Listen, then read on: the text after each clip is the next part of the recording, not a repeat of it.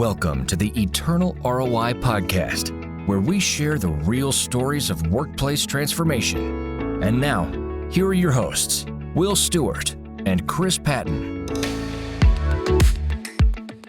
Welcome to the Eternal ROI podcast, where we share the real stories of workplace transformation. I'm Will Stewart, and I'm joined as always by Chris Patton, CEO of His Way at Work. Hey, Chris. How are you, Will? Doing good, man. How about yourself? Doing great. Great. Doing great. Awesome. Glad to be here. Yeah, me too. And I want to introduce to you today, our guest is David Martin. David is CEO of Tribe 513. That's right. Thanks for having me. Glad to have you. Thank Looking forward to the conversation. Should be a lot of fun. Likewise. Yeah, it's going to be great. So Tribe 513 is super special, and there's some interesting things that you guys have done differently than everyone else. I can't wait to unpack all that and talk about it.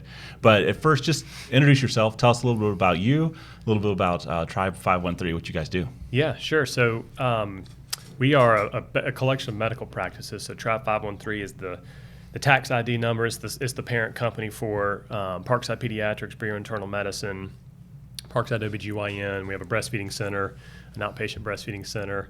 So Tribe 513 is technically the umbrella that all those divisions or brands live up under, and I'm the CEO of that company.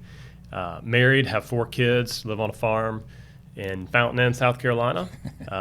So when I'm not at work trying to lead things there, I'm at home herding cattle and gathering chicken eggs. That's awesome. Yeah. So how long has Tribe 513 been around, and kind of how big are you guys now? Yeah, so Tribe 513, we have about 370 employees, about 60 providers, so physicians and APPs, and we have 9 locations across upstate South Carolina. Tribe actually started, so Parkside Pediatrics was the first practice, and it started about 14 years ago, and with just 1 location. That was started by 3 guys who all trained together at the local hospital system here. They had a vision to go out and own their own practice, which was really not a normal thing for residents, a young physician to go out and do. But the 3 of those guys did it, and from the very beginning, they said God rescued their company multiple times. They had insurance checks that had sat in drawers for 6 months. They didn't cash them. I mean, they just completely should have run the business into the ground, but God bailed them out a lot. And I joined them when they were in their 6th or 7th year. So I've been there for about 7 years now. And since I got there, we've basically grown Parkside into 4 or 5 locations, started an internal medicine practice, started OBGYN, and then Tribe was kind of birthed out of that. That's fantastic. That's incredible. So there's some things that make you guys different than just, doing the work that you do from the outside looking in. Mm-hmm. I know that you have a heart toward your culture. You have a heart toward the people that work with you and for you. Tell us a little bit about that. Yeah. So I think probably the best thing to do is to start with our core values, which are and these are in order of priority for us. And it's for us. And I say us. It's for the owners of the practice, for myself as CEO, for our COO, that we feel that we are called by God to love and serve with grace and humility. Mm-hmm. And then the second tenet is we will pour into one another head, heart, and hands. And then the final one is we must work with relentless hunger and conviction. So it's a God first, our family second, both our work family, but also your family at home, your wife at home, your kids at home, your mother at home. And then it's the patient. And that's pretty atypical for a medical practice or for any business to say my client isn't first. Sure. And that's on our website. So our patients can actually see that they're last. That's good. And there's a method to the madness. And then that obviously it's we believe God has given us all of this and can take it all away. And as long as we do our best to try to serve him and steward his resources well, then he'll continue to bless us with more and more patients. And then when we take care of our team the way that we try to take care of them and take care of their families, they come to work hungry, ready to work, and our patients ultimately benefit from that. So that's really our three tenets. Unlike the cobbler whose children have no shoes, right? Yeah, that's right. That's right. Reverse that. It's exactly right. We have a saying around Tribe that says our culture is what subsidizes our practice. So in the healthcare world, it is really hard to be independent and not be owned by or employed by a big hospital system. So those bigger systems have other ways to generate revenue, imaging and ORs, and they have a hospital to subsidize it. We have to make money on and survive on volume and ear infections and physicals, and not to say that there's not complicated things that come through our doors, but it's just a lot of routine stuff. And so we can't pay a nurse what a local hospital system could pay a nurse. So not only has God brought us patients, he's brought us people that want to be part of a bigger culture. And so when they buy into that culture literally subsidizes our practice, subsidizes our business. That's incredible. What was the impetus for starting this, for having an unusual model? Because a lot of businesses don't do that. They, it's customer first, client first, patient first. I mean, it definitely started with the three Parkside guys as physicians. So one is an elder at church. Two of them are elders at different churches here. Their faith is a huge piece of who they are. The third partner as well, and that's just something from the very beginning when they first opened and didn't know how to run a business at all. They just put their faith in God, in Christ, and trusted that he was going to make them be successful. And he did. And so when I came on board, I was hitching my wagon to something that already had a lot of momentum. And when we created the internal medicine practice, we partnered with a few internists in town, and we kind of dated for a while. So we just helped them do some of their back office stuff. They saw patients, and after about a year or two, we said, you know what, you have a lot of the same beliefs that we have. We can do this better together. Imagine the amount of people that we can touch and have an impact on if we do this together. So when we did that, when we brought Parkside Pediatrics and Brio Internal Medicine together, I think we had around 100 or 125 employees, and now we have about 370, and that's just been over the last few years. So God's really blessed us. That's fantastic. It's incredible. So cool. Yep. So, for you, for coming in 7 years, you must have had the same kind of philosophy, mindset, that sort of thing. What is it in you that when you saw this job opportunity, you're like, yes, I want to be a part of this group? Yeah, it's a great question. So I was finishing my master's and worked for a big hospital system in town. Had great opportunities there, had people that did a lot for me there. I worked for the COO. I mean, if you want to say that I was in the club, I was in the club. And as long as I didn't punch somebody in the face or do something stupid, I'm probably going to be promoted there and eventually be a campus president or some executive there. And I had a mutual friend who said, you need to meet these three guys who started Parkside Pediatrics. I said, yeah, I know them. They're an independent group, one of the few independent groups in town. Mm-hmm. I know those guys. I'd love to sit down. So we had coffee, the three guys and I did, and they weren't really looking for they weren't looking for an administrator. They were picking my brain, honestly, about some real estate stuff they were looking at. They were looking at doing another office. And I just saw something different in those three guys and how they spoke. And I could just see three servant leaders over that cup of coffee, and I was drawn to it. And we left and didn't have any other conversations, but a couple months later they texted and said, hey, let's get together again. How would you like to be? And they ultimately, how would you like to become our administrator? And literally I said, I'm kind of working my way up over here at this bigger hospital system. I don't need to leave what I've built there to go run a pediatric practice. And they said, yeah, but we feel God's called us to who knows what we're going to get into. Yeah. And I prayed about it with my wife, and I eventually felt God saying, you need to be around these three men. And it'd be good for you. It'd be good for your faith. They'd help you grow, iron sharpening iron, and the rest is history. It's a big risk. It was a very big risk. And I was I played it safe a lot in my life, and that was a huge risk walking away from that. So what did people say around you, mentors, advisors, peers, when you said, I'm leaving this to go do that? Yeah, the folks who were stronger in their faith understood it and said, totally, you got to go do it. And those who maybe weren't, or maybe they were strong in their faith, but they just were more conservative and thinking, how could you leave something where you've really worked your way up and built that safety net benefits? I mean, literally the first question I asked the guys, like, do you guys even offer health insurance? They're like, yeah, it's not very good, but we do. It's one of the things you're going to help us do better. But it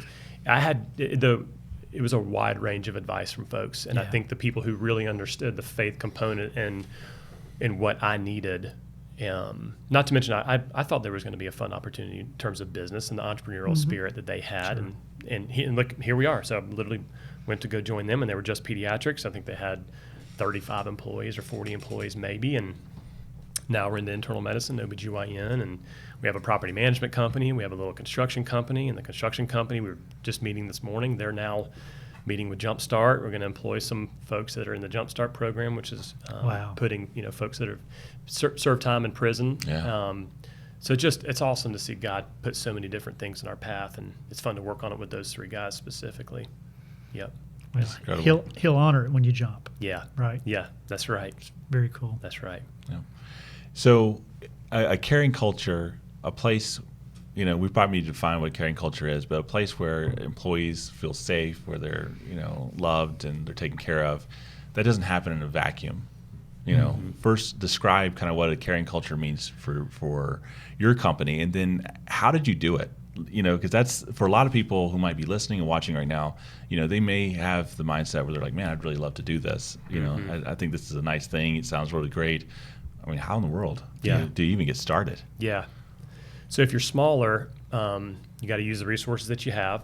As an owner or an executive, you need to be dialed in and listening. You need to have people that are your eyes and ears on the ground to try to hear what are folks struggling with, especially the ones who maybe have a little too much pride to say it. And we've got a lot of those who are struggling, but they're not saying it. And you see them and you think they are. You have a story that you think they are struggling. So once you get a little bit larger, where we were, and this is where we hired His Way at Work to come in to help us have some better processes. But that ultimately is, we figured we were only touching 10% of the needs out there, and they happened to probably be the loudest people who were at the break room table saying, yeah, I'm getting ready to get kicked out of my apartment, or really struggling with my faith right now, or my husband and I are thinking about getting separated, or I've got a teenage son who has bad anxiety and I can't parent well, or whatever the issue was. Everybody, the needs are so vast. It's not all monetary. And so for us, it was two things. One, how do we cast a larger net to make sure we're capturing those folks who aren't loud at the break room table? And then two, what can we do that's more than just writing a check or paying somebody's rent? Right. And that's important for people. But what can we do to actually challenge them on being a better husband, father, parent, spouse? That's really, and that requires you to press a little bit and to ask people to be uncomfortable. And so trust doesn't get built overnight. The people who had worked for our company for a long time, it was a very natural progression for them to see some more of this, us getting more disciplined around this. Like, oh yeah, that's just how the original owners were. They've always been giving, and they always had a caring. But for maybe some of the new people who have just joined our company, they don't know David Martin, they don't know Justin Marl, they don't know the partners, and they want to trust, but that takes time. And so when you have a process that allows for those folks to share the struggles they're going through, that I'm not going to hear about it, the partners probably aren't even going to hear about it, they're not going to be judged on that issue that's going on in their life, that they're actually going to be able to receive some help from our company without having to have us be aware of it or know about it. Right. And then there are others who, just because of our culture, they will come to me and say, hey, I'm really struggling. My wife and I, we just can't get along. I see you and your wife, and I'm sure you argue. I'm like, we argue plenty, a lot. I'll call her right now. I can show you right now. But just allows us to pour into one another. That's why we say pour into another head, heart, and hands. And sometimes it's pouring in to teach you to be better at your job, and other times it's pouring into you to be a better spouse, just like I would expect for you to pour into me, for me to be a better spouse. Sure. So back up to 10,000 feet. What, to you, we use this term caring culture. What does that really mean? What does it mean in the Tribe 513 context? But to a business owner out there that has never heard that description before, what actually is it, and what's the purpose? What are you trying to get? What's the deal there?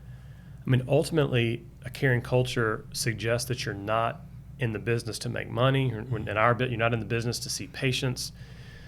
And you're not even in the business to provide jobs. You have to have all those things. You don't have a business. If you believe that you're put on this earth to love people and to care for people and to meet them where they are and to find out, what does Chris need right now in his life that would show that I care about you the most? It may not be say, hey, here's a check. Thanks for doing a great job. That help. Yeah, no, that would help. It's like a fresh coat of mulch. It covers a multitude of sins. Yeah. Right. But if somebody says, no, that's not my love language, or that's not what I'm going through right now, I need you to care for me in a different way. That, for us, a caring culture is, and look, a good culture, it costs money, it costs time. I'm a huge, this biggest struggle for me is I have a big scarcity mentality around my time. 4 kids, CEO, like to get in a lot of different things. I got a garden to plant. I got goats to do whatever you can do from goats. I mean, I got things I got to do. So I really struggle sometimes stopping and wanting to understand what's going on in somebody's life. But But in order to have a good culture, you have to slow down. You have to put your money where your mouth is. You have to invest in people, invest in resources. You don't just get a culture because you say, hey, I read a Harvard Business Review article on how millennials really want a good culture. They want to feel a part of something. And so we talk about that one time, and that's it. I mean, it is repetitive, communicating it, putting discipline, over-communicating it, putting discipline around it and structure around it, making people feel safe, right, and then just walking the walk, talking the talk, and that's ultimately what a caring culture is. But it is at a 10,000 foot level. Culture kills everything else. That is what that's what we believe, and so that's what we invest in more than teaching a nurse to be a better nurse. She's probably going to be a pretty decent nurse, especially in our business. And you've got to have the technical skills. A doctor got through med school, probably going to be a pretty good doctor. But what can we pour into you that's more around the caring piece to teach you to be a better physician, how to care for patients in a different way? Right. It's the stories that touch me the most are the ones where a physician stops and prays with two parents who are arguing over their 12-year-old, the visits with the 12-year-old, but the two parents are arguing because they can't agree on anything, and the physician says, I need to stop and pray for both of you right now, which if you think about it, can be a little bit insulting. I'm basically going to stop and pray for you right now because I think you guys are screwing up, and I need to do that. That's what a caring culture ultimately is. So the MA or the nurse sees that, and then she goes out and she feels free to be able to pray with a patient or a team member. And we'll back you up. You made a comment at the beginning of that. You said, if you believe you were put on this earth to. So to me, what I'm hearing you say, and I agree in total with this, the caring culture that we're talking about starts with the purpose of carrying out God's love, displaying God's love through us to those that work with and for us. That's right. That's it. That's it. That's it. Yeah, if you boil it down to that, then you shouldn't be at a loss for words. You shouldn't be able to come in and say, I don't know, David, how you want me to carry this out. And I even say, well, because we have a lot of people that work in our company, they're not a Christian, they're not believers, and man, they're some of the brightest, most caring people that we have. Yeah. And I always say, if you're not a Christian, but you read some of the things that Jesus said, and you read God's word, there's some really great ways to lead in that. Show grace, be humble, be a servant leader, love unconditionally. I mean, there's so many of those qualities that even if you say, well, I'm not a Christian, that's cool. Are those qualities and traits that you would like to have? Can you buy into that? Yeah. Just because I say that's why I believe I'm here, that's my sole purpose, doesn't mean you have to say that. That's exactly right. Well put. Well put. So I want to shift a little bit. I want to ask, you've talked a good bit and you've given some examples around what you guys do at Tribe 513 internally, right? And one of the things that we found, and as I talk to CEOs all over, one of the first things that they do, and I was guilty of the same thing, is start to realize God has a purpose for the business, and then we start looking outward into the community. Mm-hmm. How can we go out into the community and share this love? And we often overlook the employees right there in front of us, right? So you're describing, we're kind of talking about that internal. We've got to start there. Yeah. But let's go ahead and go outside the business, because you guys do a ton outside of your employee base. What is it that you're doing? How do you approach it? Mm-hmm. How do you, in particular, as CEO, take a balance between focusing on the employees and building the culture internally versus, or in addition to, or at the same time as, ministering and caring for the community? Yep. So we start at the beginning of the year to say, what are we expecting our profit's going to be in our budgets here? You might not be right, but we estimate that, and we set aside 5% of our profit. And then we put into 3 buckets: internal tribe, those are our tribe team members and their families, and maybe patients, but mainly our team members. The second bucket is Greenville, South Carolina, upstate South Carolina, and then the third bucket is international. So we've talked a lot about what we do internally we have caring team and have a lot of structure and discipline around that. I'd say we put a little more than half of our money that we set aside for this into that bucket. Probably put 10 to 20% in the bucket for kind of local upstate, and we've partnered with Miracle Hill in the past. We've gone straight to DSS. So for Parkside Pediatrics, it's all around orphans and vulnerable children. For Brio Internal Medicine, we partner with an organization called Switch around sex trafficking. And so we try to be very specific and not just, again, going back to where we could write a check to this society or this whatever. And we've done that. Sometimes you just need to write a check to organization that needs it. But we like for it to be strategic. So if Parkside Peds is going to get involved in something, let it be around orphans and vulnerable children. If Brio is going to get involved, let it be around sex trafficking and abuse. And that's that's kind of our strategic plan for our mission tribe, is what we call it. And so that's the local bucket. And the third bucket is for Parkside Pediatrics. We've adopted a village in Guatemala called El Chico. And we send 2 groups from internally within tribe there a year. We partner with an organization down there called Hope of Life. And half of what we do is we give them money to invest in bathrooms and schools and churches and things like that. And then the other half, what we do is we help subsidize trips for our internal team members who want to go down there, because it's as much about the value that they get and the sort of the soul resetting that they get. I've been down, took my whole family, took my kids and my wife, and it's we were in Guatemala for a week serving and sweating, and we got way more out of it than the few bricks that I put together for somebody. So that's a constant, yearly, biannually or yearly thing where you're sitting back and saying, is that we're God? Or do we want to be in Guatemala because we want to be in Guatemala? Or we want to be in Guatemala because God's calling us to be in Guatemala? Are we listening? Maybe he doesn't want us to be in Guatemala. Maybe he wants us to be in South Carolina some more. So every year we sort of step back and say, did we use the money in the right way? Did we get the biggest bang for our buck? Did God get the biggest bang for his buck on the 5% of profit that we gave? Do we need to tweak anything going forward? That's excellent. So you've touched on several areas where the employees themselves are engaging. So it's not just how does Tribe 513 donate or even engage, but so talk a little bit more about specifics, both in the upstate as well as in Guatemala. What are the employees doing? How many are engaged typically? What are your expectations? Hey, if an employee says, I'm not interested, what does that look like? Yeah. So locally, we shut down our offices 4 times a year. So the second bucket that I mentioned for locally in the upstate, we close our offices down for about a half a day, and we'll go serve. So we'll go to Miracle Hill thrift stores and repaint or categorize clothes. So the last one we did at the end of this past year was we had groups of folks just walking down Main Street in downtown Greenville handing out, $5 and a note that said, we love you and God loves you. And it was really cool because it's a little bit of a pay it forward type of thing. What we saw that night and the next day on social media from some people that we just so happened, and sometimes it was maybe somebody that looked to be like a homeless person there. It was that, but it could have been someone dressed like you or me getting a cup of coffee and going, hey, here, God loves you. Here, let me pay for your coffee. Here's $5 and pay for your coffee. And it was really funny because I had a guy text me out of the blue and he goes, somebody from your company just bought my coffee. And it just meant, he's well-to-do. He didn't need $5, but the message that God loves him was really what he needed that morning. And he said, it just is exactly what I needed. And so our team member, it's hard. We don't have many team members that don't want to participate in things like that. Right. Get a lot of buy-in because it's fun. It's engaging. They're praying with people on the street. It's really some touching things. The mission stuff, the international is a little bit, that's not everybody is comfortable doing that or wants to do it. So what we try to do is help them remove those barriers. So is it financial? Is it you scared?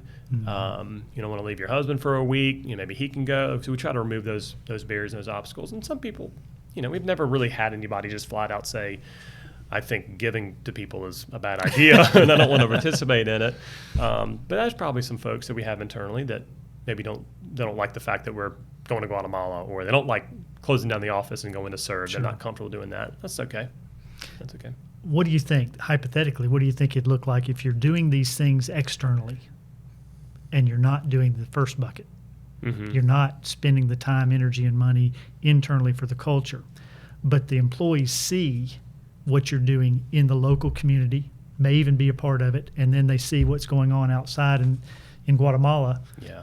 How do you think they take that? And would they be vocal, or are they pretty much going to be quiet, just disengage? What are your thoughts there? That's a really good question. I think I'd love to tell you that all 370 would get behind it and go, oh, no, give 100% of the money that you're talking about giving to non-tribe. But the fact that we literally, I'm not mincing words with it, they know they're first. They know God in terms of our core values. They know God's first, but in terms of these buckets, this mission tribe buckets, they are first. They're first, and their families are first for us, because we can touch that more. We can really understand. So if I give you a $5 bill, or one of my team members gives you a $5 bill, pays for your coffee, that could have touched you in a great way, and that's really great. But what if I'm not helping the physician who's having marriage problems out at our Spartanburg location because I'm not there once every couple of months, and I'm ignoring that, but I'm sending a team to Guatemala to go.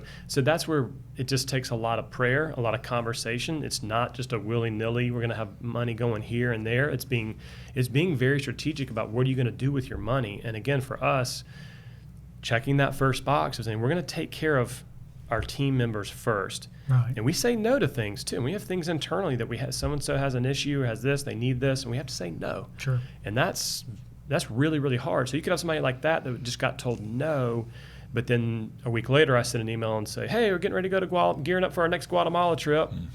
And they're sitting there doing the math on plane tickets and this and that. But that's where the trust comes in you talked about earlier. Yeah. And so consistent behavior over time where you are building culture, not for the sake of culture, but your purpose, because God puts you here to love on them. That's right. Then over time, even when you have to say no, it's easier for them to accept, and it's also easier for them to see what's going on beyond them. That's right. And it makes more sense. That's right.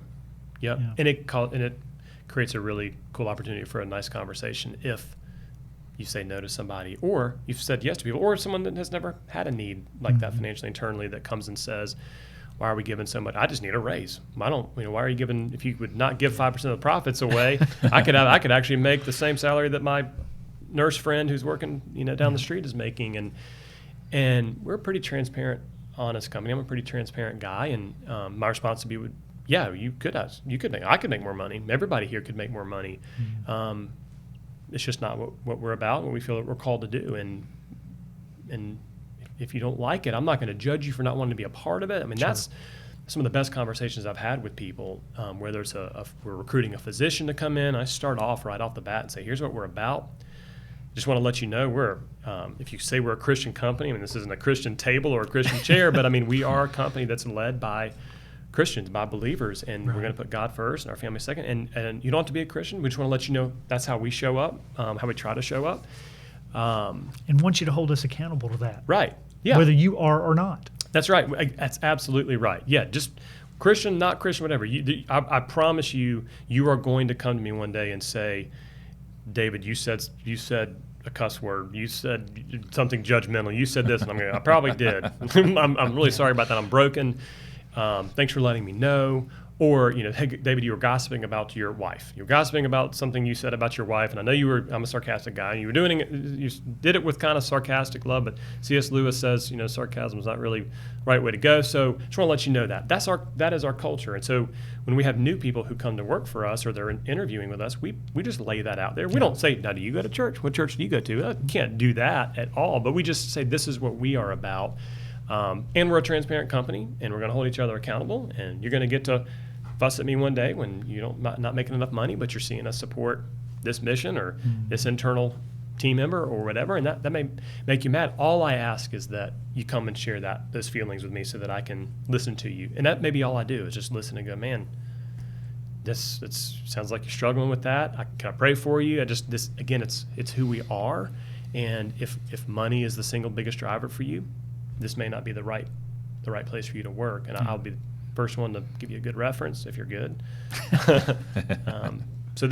But most people know what they're getting into when they come work for us, and so we just have very few surprises when people get here. They're like, I didn't know David was a Christian. Well, I know we give money to mission village in Guatemala. I mean, we literally have pictures of during their when they're interviewing. Here's some pictures of a recent trip to Guatemala. So we do our best to try to let them know on the front end. And then for CEOs out there listening, that's you just be proactive about explaining that message and what you want your culture to be before people even come work for you. That's right. And then they don't need the surprise. They don't need the surprise. No, I had a situation, this has been years ago, but we opened, in my former career in the car business, opened our meetings with prayer, sales meetings.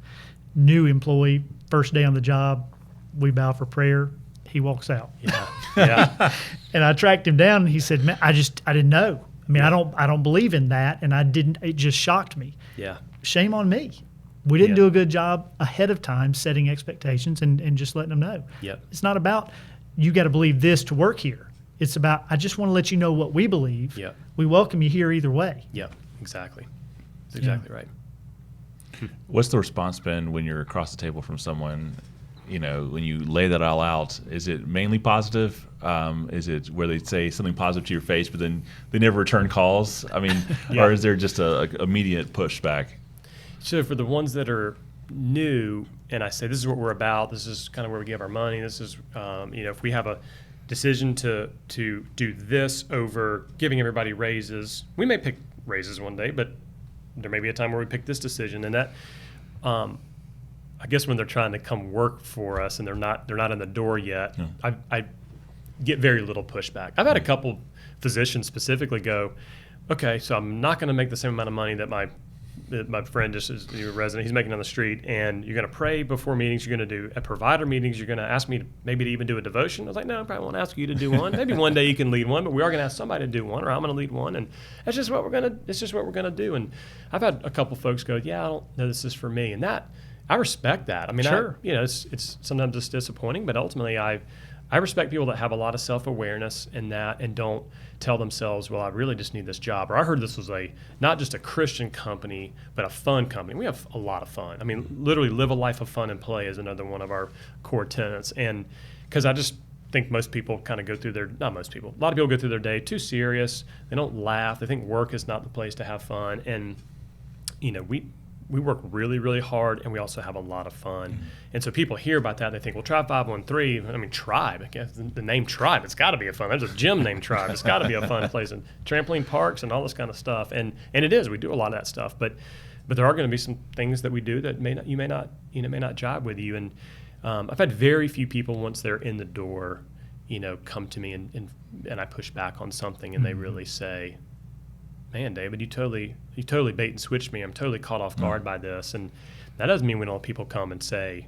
I know exactly what you're about, David, and what your partners are about and what the company's about, but I'm personally right now struggling, and I don't want to listen to you pray or do a devotion. The fact that you are that type of company, I think is what precipitates that conversation to begin with, because even though it's them coming and saying, I'm really struggling with you doing this right now, it opens the door for a conversation. Maybe not right then, because that may not be the right time, but it puts it on my heart to be able to pray for that person, check in with that person a month later, ask somebody who works with that person on a daily basis, say, hey, I think John's really struggling. Have you seen, is there anything we can be doing? And that's really what a caring culture that's when the tentacles start to spread, is when there's other people going. Right. And it can feel a little bit like gossip, which is we do a ton of talking around what gossip is and how we define it, because there is a line between somebody going, well, I'm not going to say to go to David or go to somebody and say that John is struggling, because that's gossip. It's not gossip if boom, boom, boom. And so we really try to delineate those so that we're not leaving anybody out there that we don't know about just because someone's afraid to gossip about them. Yeah. Note just on what you said a second ago, when you see others in the company carrying out that caring heart, believer or not, right? That's when you know you've got the culture, right? And that's one of the things we work so hard on, is trying to set up a system so that everybody in the company is part of the caring. It's not resting on your shoulders. You lead, you cast the vision, but you are not the chief carer. Totally. Otherwise, it doesn't happen. You're not going to cast a big enough net. What happens when you're on vacation? Right. Yeah. The highlight of my month is the monthly caring activities report I get from our committee that leads it. And again, like I said, we didn't always have that. We had to, you got to take baby steps with it, and you got to, if you don't have a caring culture, you got to do the things to put that in place. But when you get to a point where you have a big enough employee base, and you need a separate caring team that's going to kind of go out and cast that net, figure out what all those things are. I mean, the report I get at the end of the month said, here's the 50 things we did, and it's it could be a $10 spend here or not a $10. I mean, I bawled my brains out. We have one of our dogs died after a space surgery that went bad last year, and I got to my desk on Monday, and there was a handwritten note from our caring team that said, "Prayed for you," and it literally was she had a drawing of the dog she had found on our Facebook page of the dog sitting on our front porch and had it kind of hand sketched. I mean, I bawled my brains out. Everybody around me thought I was crazy, but I'm not even aware of what that team is doing at this point. I was a lot more aware of it 2 years ago. Mm-hmm. Now I'm not even aware of what they're doing until I see that report, and I'm like, holy smokes, look at the 50 things we did just this month. Yeah. And there's a quantification. If it was cost money, there's a value to it. So we're still sticking to a budget. It's not a free willy-nilly type of deal. And that's the highlight of my month every month. That's cool. And just think, if you didn't have that process in place, that's 50 or whatever opportunities every month that go by. They're missed. They're missed completely. Yep. Yeah. Exactly. So we've talked a lot about the good. Is there along the way some things where you made some mistakes, where you're like, man, we tried this thing out, or we tried doing this and it just didn't quite work for us? What are anything that comes off to mind of just like some pitfalls that other CEOs could avoid? I think so. The first thing that comes to mind is, if you claim to have a caring culture, and let's just say you do, and then let's just say you do a really good job at hiring folks that, Christian or non-Christian, but they fit that caring culture, you can't get lazy with all your other core business stuff like your HR policies, and no one's ever gonna tattletale on us to an external. Let's just say because we have to fire people. Jesus had to fire people, so we have to fire people that don't do a good job, and we give them a lot of opportunity. We show as much grace as we can. We see what else going on in their life right now. How can we weigh all that? But if you have somebody that hasn't worked out, even if they're a Christian, you can't just assume that we can get lazy or not have our guard up on just all the fun HR stuff that we all have to live with, because, we got a bunch of people that know our hearts are good. They'll never try to rat us out to somebody. Yeah. I'm not saying we do anything wrong, but they'll cut us slack. Yeah. And so you just can't get naive and assume that because you're trying to hire the right folks, that you can just get lazy with some of that stuff. Might frame that a little differently too, and you can't step back from excellence into mediocrity. Totally. Right? Totally. So every process, every business function, excellence. Yeah. And unfortunately, in this world, Christian fill in the blank equals mediocrity. Yeah. Christian organization, Christian nonprofit, Christian business. Yeah. And too many people have the thought that, we're serving God, so it doesn't have to be perfect. Yeah. So Patrick Lencioni, everybody listen probably knows him, but his Ideal Team Player book is one I reference all the time. And he says the ideal team player has smarts, or he defines it kind of a self-aware person, hunger to just work, the work ethic, and then humility. And so we say if you got all three of those qualities, and that's an ideal team player. I think I see more Christians fall into the category where they have two of the three traits, and that is they have humility and self-awareness, but they lack hunger. And so the nickname for that Lencioni says in his book is that's a lovable slacker. And so that's the hardest one to see at the table when you're interviewing them, because they say all the right things. Say, I'm a Christian, I go to church, and you guys are Christians, and that's gonna be great. And you can get a little bit too excited on the front and go, at least we're hiring, this person who seems to believe some of the same things. They're not going to be wigged out. They seem to be a humble person. They're going to show grace, but you can't see the work ethic there yet. And they come in, and firing a Christian, it don't feel good. Firing anybody doesn't feel good. Firing somebody that you go to church with and you're going to see on Sunday because they're just not good at their job, because they're a lovable slacker, that's a really hard thing. So that's Christian companies. That's another thing where we've really probably have learned a lot over the last few years is you can't just hire people that you think, and this would go for whether you're a Christian company or you got a different belief system, you still got to hire for excellence and for a work ethic and experience and those things too. How do you find that experience, that person? Is it instincts? Is it just, as you're talking to them, you just kind of, can smell out if they're a slacker? Yeah, we ask a lot of fun questions that try to draw some of that stuff out. Ultimately, checking references is your best bet. Hey, does Sally work? Does she like to work? And so that's what we try to do more often than not. But we have a way of within the first 90 days, and it probably wastes time. So if that does slip by us within the first 90 days, when they get asked to go clean up vomit out in the waiting room from some kid and they don't want to do that, that's that Pretty good tells indicator. a lot. So it's, a lot of times within the first 90 days, you flush them out. Yeah, that's interesting. Sounds bad. Yeah, no, it doesn't. Get it. And this has been incredibly interesting. Yeah. I've enjoyed this chat so much. We have some kind of quick fire questions as we head toward the end. What's a time management hack for you? I know you said that you have a scarcity mindset when it comes to time. I totally get that. I'm someone that's that way as well, and I'm sure Chris is too. You just want to guard that time. But how do you manage your time with 4 kids? And goats. Goats and cows and all that stuff. Yeah, so all the goats and the cows, all that work happens either really early in the morning or on the weekends. But for work for me, and for a lot of people, I think email is a huge distraction, and meetings can be a huge distraction. So I read somewhere, picked up on something years ago that has been really helpful for me. I do my absolute best to not check any email before noon and schedule no meetings before noon. So you guys ruined this by having this be at 11:30. So no meetings and no emails before noon, because for me personally, I'm clicking on all cylinders for me, which can not be a lot, but mentally strong, emotionally strong. I'm ready to actually get good work done in the morning.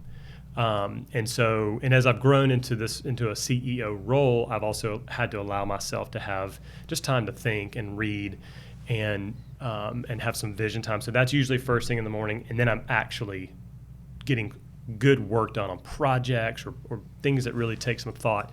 Because after lunch, for me, that's when I kind of start to get brain dead and tired. That's when others, a lot of the same things. So I'll schedule my meetings, because a lot of meetings you're not deciding huge things for a company in a meeting. You're talking about things, you're disseminating information, you're building social fabric, you're doing some of the things that meetings are meant for. So I'll try to do most scheduled meetings in the afternoon. I will scan my email before lunch, and if it is an email, literally will scan through it. And as I'm scanning it, if it's something that I think I can respond to in less than 90 seconds, I'll respond to it. And if not, I leave it unread so that it's still there for me. So after my meetings, after my, sometimes at lunch, I'll knock out a lot of emails, but good work time in the morning, meetings in the afternoon, and then emails. Just email management. Don't have your email even opened on your computer. Disable your notifications. It's an adrenaline rush. And for me, it took a long time to get that, to be disciplined enough to actually not have it on, my email even on, and not look at it in the the morning, because you think you can open up your email and someone's got $1 million waiting for you. Right, I actually have had that email. It's a Nigerian prince. Yeah, exactly. That's right.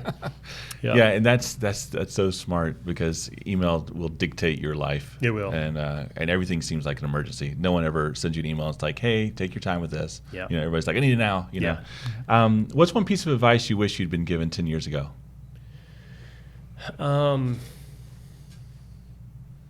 So I think I personally have grown a lot in self-awareness, and I don't know if anybody out there that does Enneagram. I'm an 8 on the Enneagram, and I can. You and I can sit here and argue about the color of that wall, and I want to win that argument. I want to protect my ego, and that's something that someone probably 6 or 7 years ago pointed out for me. No one had ever really pointed out. And I was coming out of a meeting, and he said, "Hey, you really just tried to dominate that meeting, and you didn't need to." And I said, "No, I didn't." And so there was a lot of reflection after that, and it's like lifting weights or getting better at a sport. If someone says, "Hey, David, you're not a very self-aware person. You need to get more self-aware." Okay, what does that really mean? Well, you need to be aware when your chest puffs up. You need to be aware when your face gets red. When you're actually arguing with somebody, you need to be more aware of that so that you can take a breath, take a walk, do something that gets your mind off of wanting to protect your rightness. Because that's, for me, I hold on to that, and I want to win. I'm very competitive, and so I was given that advice. If I had been given that advice 10 years ago, I think I'd be a better Jedi at it now if I'd been working on it for 10 years, because it literally is something that's like, well, I want to get better at golf. You're not going to just go out and be good at golf. You got to practice.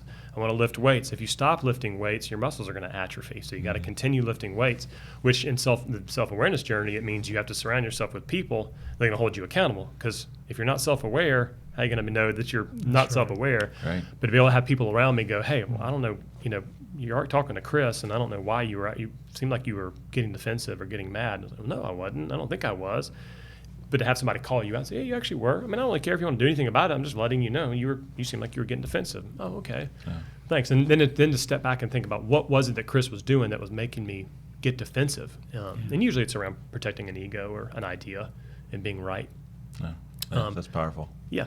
Yeah, Enneagram 8s, their ability is also their liability. Yeah. That strength and that ability to lead. Totally. Yeah, for sure. Immature 8s and mature 8s. Yeah, exactly. Yep. Man, what's the top resource or a book that just kind of helps you in life as a CEO?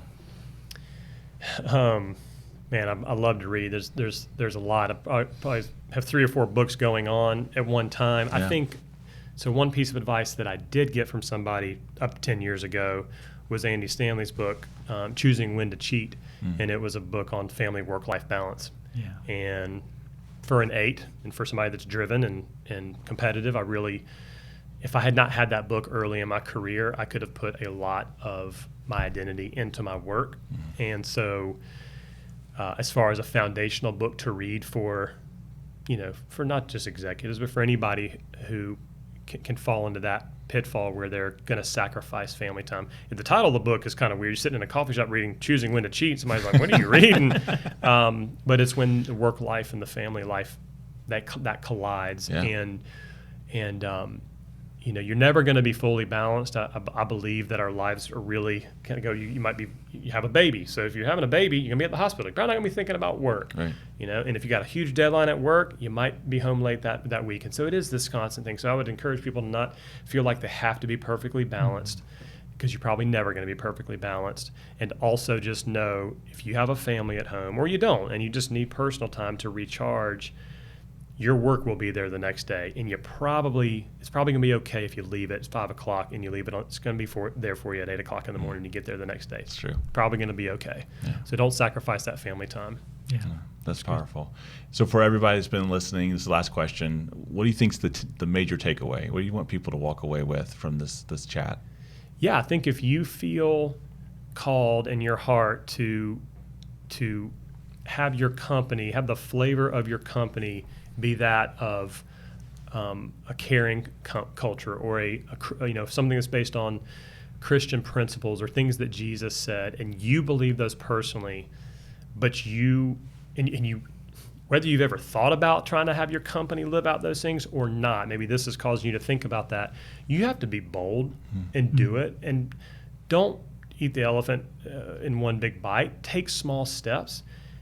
For us, we had a huge jump start because the 3 partners that founded it were 3 strong Christian men that weren't ashamed of their faith. They didn't want to hide their faith. They were bold about it. And so we just kind of continue to take it and make it that much more public, and actually say to our people and back in the day, it was, well, they know those guys, the 3 owners, are Christians. Then it was getting to the point where we can actually tell them, and we really believe that God is calling us to steward His resources well, and to lead this company based on the things that He said in Scripture. And that's just what we're going to be about. I mean, that lines up, that company mission lines up with your personal mission. So why would you not want to live that out? Otherwise, you're kind of having to be a little bit of a chameleon in your personal life. Then you go to work. Why can't you talk about that at work? That's Why exhausting. can't you? It's exhausting. It kills your emotional energy. And from somebody that says I have a scarcity mentality around time, I have a scarcity mentality around my emotional dollars as well. Yeah. And when you have to be a chameleon, for whatever reason, you feel like you're walking on eggshells, you're going to be embarrassed, you don't think people are going to buy into it, you don't think God actually does control your company, it's an illusion that you think, then you're going to struggle. But if you get to that point where that one day you wake up and you say, I'm convicted, I'm going to go do this, do it. Do it before you check your email. Do it before you have your meeting for that day. Go ahead and put one thing in place. And then a few months later, put another little thing in place. Before you know it, 2 or 3 years has gone by, you look back and you're like, wow, look at what God's done. And it's a lot of little things. Doesn't have to be perfect, just have to start. Totally. Yeah. Just got to do it. Yeah. Just got to ship it. We say you just got to ship it. That's, Yep. That's awesome. Yep. David, this has been fantastic, man. Yeah. What an incredible chat. I really appreciate your generosity Thanks talking for to us having me. about this. Yeah, it's been a lot just learning about you and your company, and just been quite an education. If someone wants to learn more about Tribe 513, where do they go? Yeah, you go to tribe513.org. It's our website. If you want to, there's always jobs posted there. If you want to just read about our company, if you want to become a patient of any of our practices and look at the different locations, you can go on there. But the Tribe 5, every practice, the Parkside, Brea, they all have their own website. But Tribe 513 really gives the best overall vision for who we are and what we're about. And that's where you can also apply for a job as well. Always looking for great people. That's great. That's awesome. So this was the first episode of the podcast, and I appreciate everybody who's listened and watched along. And this is going to be the start of something I think that's going to be amazing, going to be encouraging to a lot of CEOs. And Chris and I have talked a lot about, kind of what we want to become, and we just want to be a resource that can help other people, encourage people just to act and to do. So we appreciate everybody. Just if you made it all the way to the end, thanks so much. You get a gold star. It's going to be mailed to you. But if you want to listen to us on podcast, just search for Eternal ROI.